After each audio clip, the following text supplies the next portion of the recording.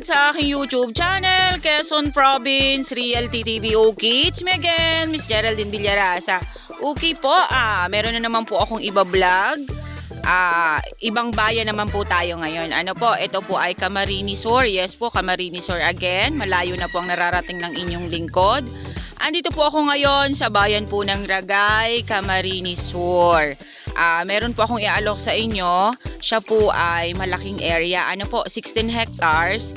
Then, 2 title po siya. Then, along Barangay Road. Mula po doon sa National Highway ng Ragay hanggang dito po sa Tayukong to, dito po sa property is nasa 4 kilometers po ang layo niya. Ano po, then yung pong frontage niya dito sa Barangay Road, dito po sa Cemented Road is nasa 200 meters. Ano po? Okay, tara po at papasukin natin ang 16 hectares ng Ragay, Camarines Sur.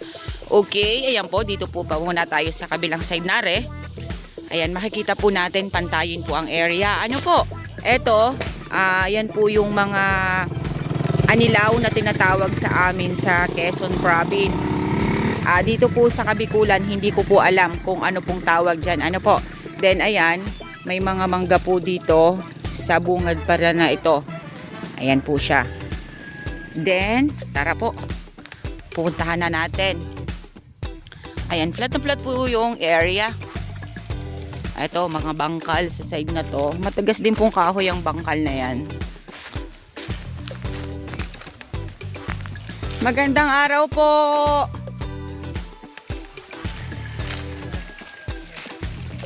Ayan po siya. Flat na flat po yung area. Ano po?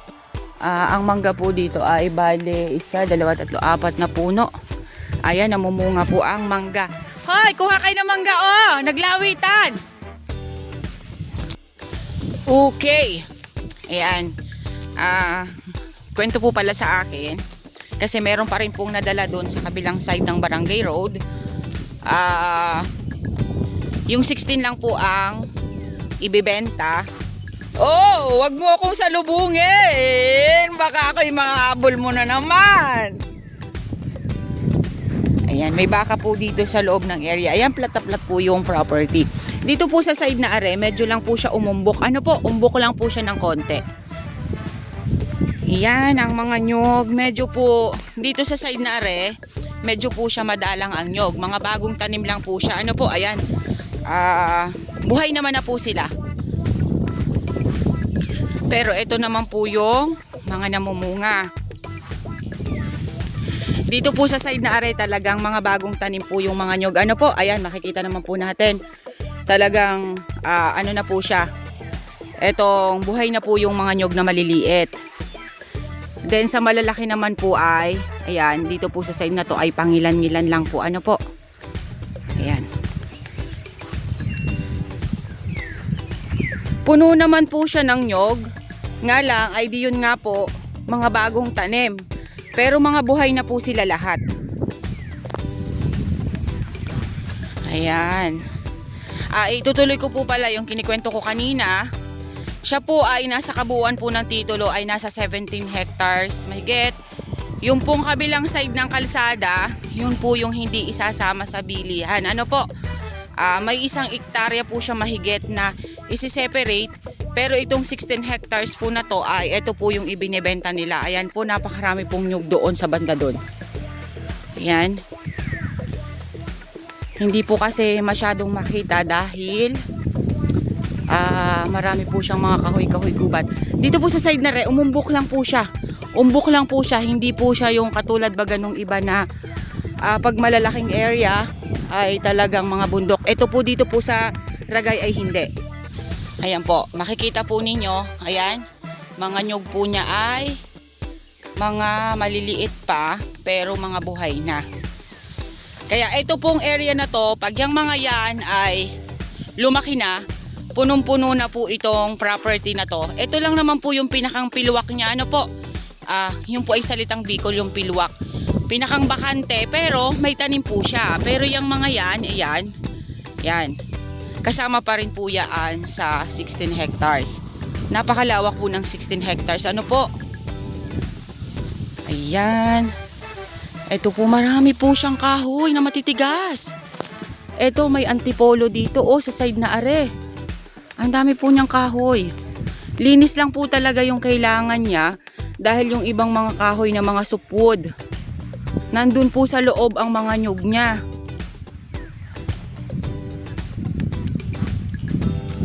Ayan, umumbok lang po siya dyan mga ma'am sir. Ayan po ang mga nyug Ito pong side na to, marami po siyang nyug. May mga namumunga, meron pong mga kumbaga ay mamumulaklak pa lang. Then ito naman pong side na are, ito po yung nagpilwak or nagbakante. Pero kita naman po natin na may mga nyug na po talaga siyang tanim. Ayan, ito po yung pinakang kaparangan niya. Ano po? Yan. Napakalawak po nito sa Barangay Road. Almost 200 meters po yung frontage niya. Ayan, talaga pong tinaniman nila yung kabantayan na to or itong kaparangan na to.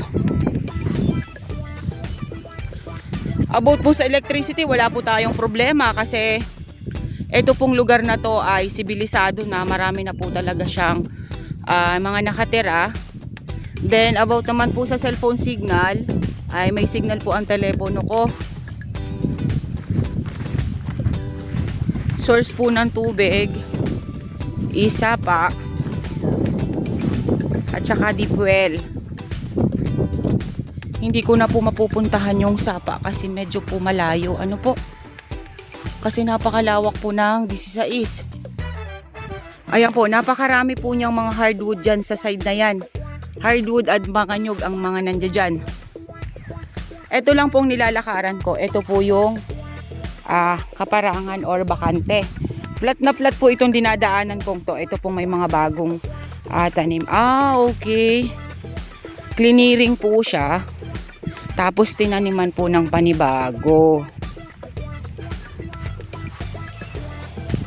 Ayan, napakadami po niyang kahoy. Ito po, maulawin. Isa po yan sa pinaka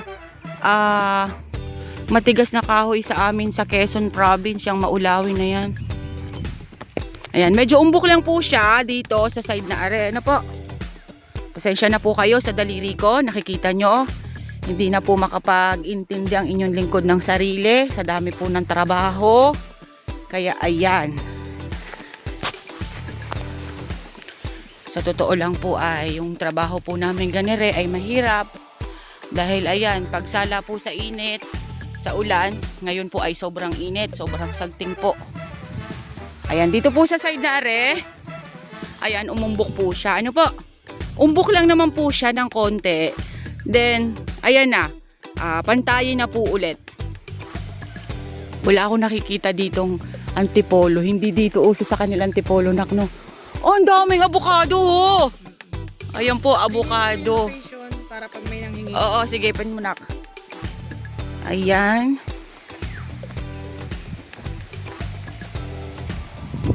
Yan, yung mga nyug po niya, merong mga namumulaklak at may mga namumunga. Ano po? Ayan po siya. Mabababa pa po yung mga nyug dito sa kabilang side na are. Ang ganda niya, oh. Ito pa po ang mga nyog. Ayan, mga antipolo po ang nandito sa side na are. Siguro clearing yung matatangkad, yung matatayog na. Oo. Parang hindi pa natatagalan, clearingin siya, oh. Pinalitan nga. Ayan, mga maulawin po dito sa side na are. Ayan po, may bahay po dito. Daming nyog, oh. Kinuha lang talaga nila yung matatayog. Pero yung mga maliliit ay na namumunga, hindi. Hindi pa naman kasi yan pwede sa PCA. Isang patid lang yan eh. Bawal yun. Ayan po, napakarami pong nyog. Ano po? Ayan. Ang clearing lang po nila is yung matatayog talaga. Pero yun pong mga mabababa, tulad po nitong mga nandito ay hindi po nila clearing. Kasi bawal pa po yan. Isang patid pa lang po kasi yung haba ng mga nyog dito. Napakarami po niyang hardwood. Ayan, may mga maulawin pa rin po dito. Mahogany. Then, ayun, may nara po doon na tuwid. Then, dito po sa side na to ay medyo palusong. Pero napaka baba lang naman po niya. Hindi po siya tulad ng iba nga na bundok na madalas ko pong nabablog. Doon po sa amin sa Quezon ay talagang medyo po doon, anong tawag doon, mabundok po. Ano po? Dito po ay hindi. Medyo po siya katamtaman lang. Ayan. Napakarami niya na kahoy, no? Ayan, mga maulawin talaga ang kanyang nakatanim. Ayun sila, oh. Ayan po ang mga nyog. Napakarami pong maulawin, oh.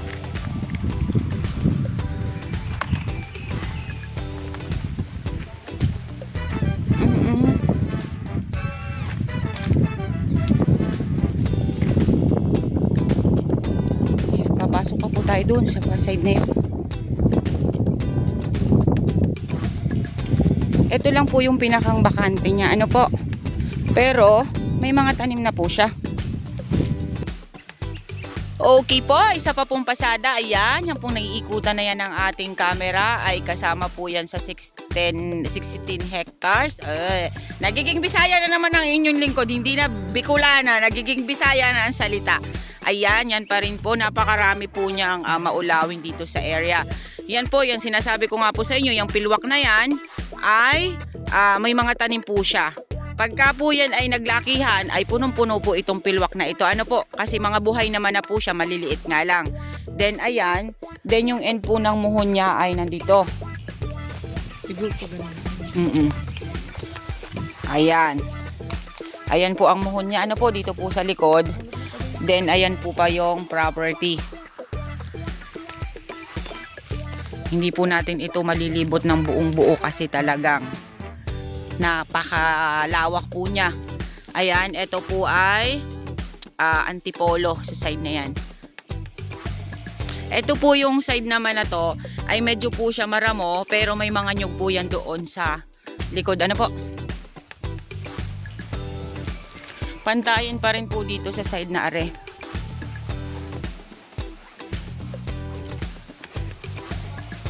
Ayan. Medyo umumbok lang po dito sa side na ito. Dito po ay medyo madalang-dalang po ang nyog. Ano po? Dito sa side na ito. Ito po ipapunta na po doon sa kalsada.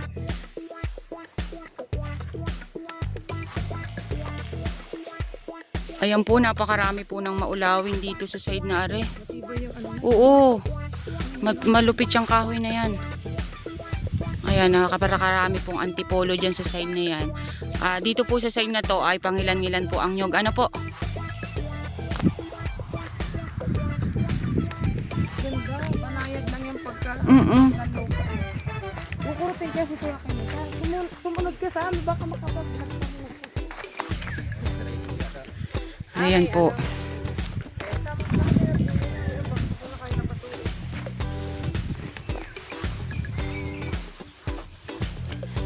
Ayan pa rin po ang area. Yung side pong yun, napakarami po dong nyug.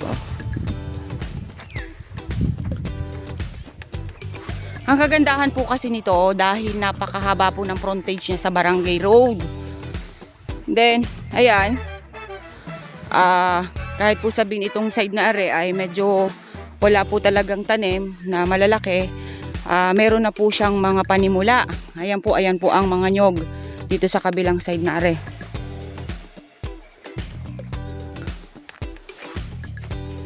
Okay.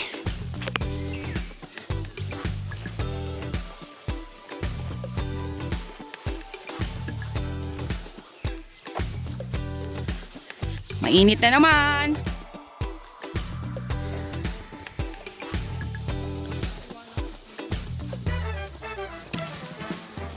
Ayan po siya.